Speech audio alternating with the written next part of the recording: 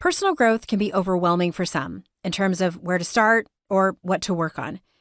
Even in a book with 52 chapters, my hope is that you find one or two topics to focus on that resonate with you.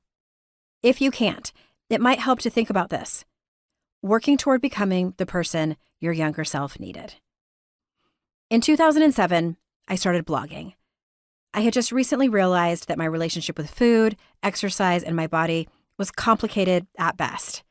At times, I was very unwell. Blogging about it helped, and it became my own journal of sorts, writing about my unhealthy coping mechanisms and why I engaged in those behaviors in my late teens and 20s. A couple of years into that writing journey, I realized I was looking at and writing about myself during that time with a lot of criticism.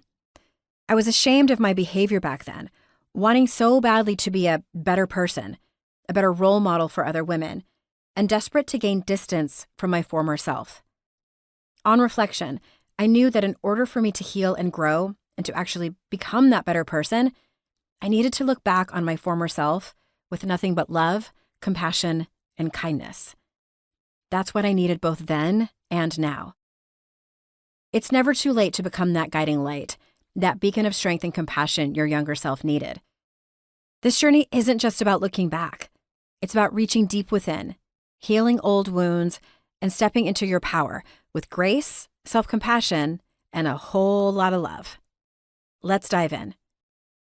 First things first, let's talk about your inner child. That little girl inside of you still needs attention, love, and understanding. She's the one who carries your early fears, hopes, and dreams. Ignoring her or making her wrong only means neglecting a vital part of yourself. So, start by reconnecting with her. Close your eyes and imagine her standing in front of you. What does she look like? What is she feeling? What does she need to tell you? What does she need from you?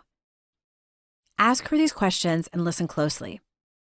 Sometimes all she needs is a hug, acknowledgement of the feelings she has, or an assurance that everything will be okay. As a reminder, self-compassion is not about letting yourself off the hook or avoiding responsibility.